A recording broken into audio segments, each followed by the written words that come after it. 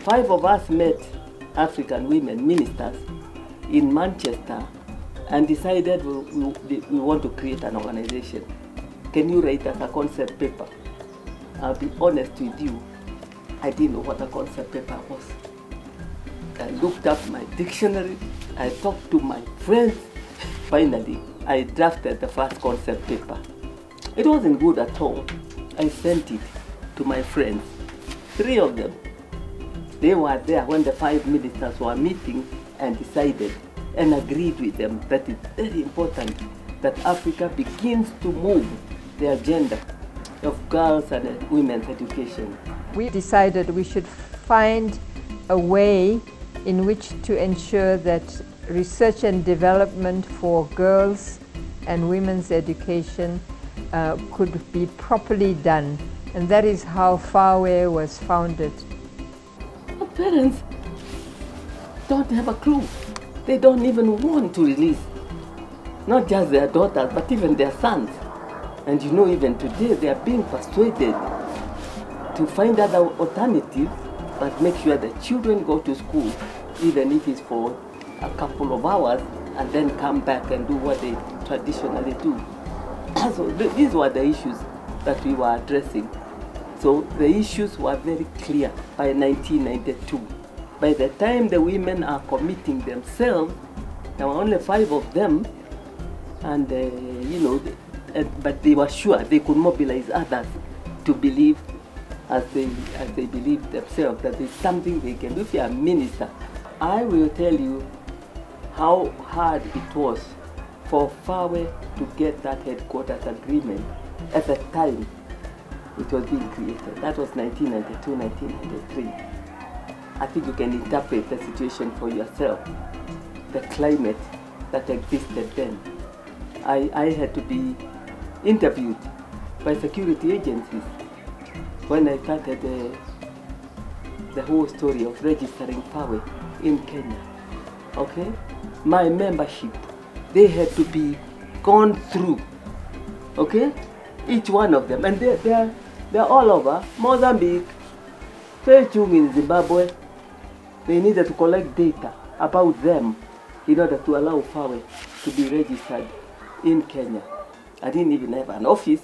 Mook, when she was at the Rockefeller Foundation, passed through here and saw the room from which I was operating next door here. And she said, no, no, no. We want to look for some place where when African women ministers are passing through Nairobi, they can stop, make calls to others, and that kind of place. And they gave us a grant. Today, FAWE is looking at the impact women make in all sectors of development. The FAWE agenda, 25 years later, is still on. When we look at the situation in Africa today, we realize that in spite of the pressure that had come from the whole world, and not just from FAWE, agencies are supporting. They are still trying to push education in this area, in that area, in that area. FAWE had started by appealing to individuals in every school to see how girls are participating in education. That's how we realize, for example, girls are missing school because they need sanitary towels. You know, people don't know how long a story has been. And they will miss school if they feel they can't cope with that situation. The problems girls face, sometimes boys tend to do better than girls, and most teachers focus on boys because they think like boys are better than girls. The government try all the best that girls can attend schools and with all rights, but when it goes to side for girls, they lack confidence. We have a big number of girls who are fearing to enter those doors. When girls are like in menstruation period, they stay home. There are people who are marrying girls in early age, like 13, 14, 15. Those who get pregnant when they are at school and there is dropout. The main achievements of FAWE has been a huge increase in the enrollment of girls and women at primary, secondary and tertiary levels. When women are informed, when women are educated, they make a world of difference in helping you to achieve your development goals. So if you ask me, some of the best things FAWE did is to empower women. That courage is what girls and women need for survival alone in our countries in Africa. Tusheme as a Swahili language means let us speak out. I was shy to talk to my parents. I'd rather talk to my friends or my sisters. It made women to speak out boldly towards their self-esteem, to stand up for their rights, to fight against gender, against violence. When I got to the Tusheme Club, it has shown me that you can talk to anybody who's concerned in trying to help you in your problem. So it has given me this courage to talk out. La coordonnatrice nationale a donné les grandes lignes de l'installation des clubs scolaires Tosolola.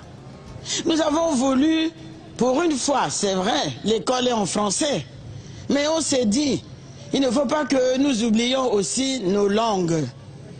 C'est la raison pour laquelle on a dit Tosolola. Et ce n'est pas à moi de vous réexpliquer ni de vous traduire en français ce que ce mot veut dire.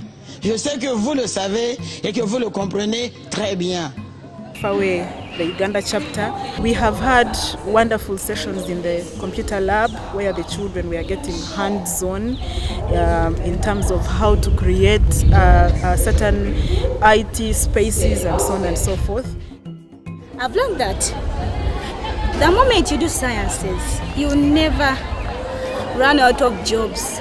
And the opportunity is that a girl, like if you go in an office like to apply for a job, they'll say that, hey, you're a girl, you offered sciences. Wow, let's give you. I've learned that. I've learned like never to be discouraged, because there are these people, they're all like, girls can't do this, girls can't do it. But as for me, I've learned that I myself, I can do what I can, and never to be discouraged by anyone. I thank you so much for bringing this opportunity to us as girls, not for boys, but as girls. The most memorable moments of FAWE are the drama and poetry which have come out of FAWE. I think we've had many beautiful works of art through FAWE. The two areas which I think need a lot of attention at the moment is the area of training and experience of leadership for women. I think women have to play a much more proactive role in the leadership of their countries, and we as FAWE should be able to provide this leadership and training. I also think the role of women in their communities is very important. I think it would be very good if women were able to help their communities develop further. When the organization was established, the whole idea was to create that awareness of ensuring that issues of women and girls' education are on the policy agenda, which I believe we've done quite well in as far as creating that awareness and ensuring that women and girls are included in the education process. We've done so much in terms of ensuring that we have gender-responsive policies, for instance, in a number of countries. We've seen governments committing to supporting and promoting women's education, but that has not been translated into action. And for me, that's the biggest concern. The most important area is to maintain and strengthen dialogue between the ministers of education, the ministers of finance, the international community, the research and development and teaching communities, and the parents as well.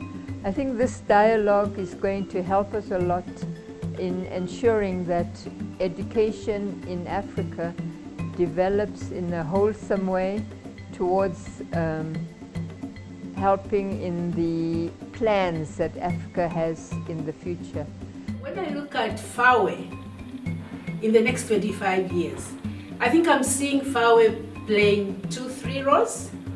Number one, of course, is continue to engage, to be part of the policy process and ensuring that we don't drop the button of ensuring that issues of women and girls continue to be on the policy agenda.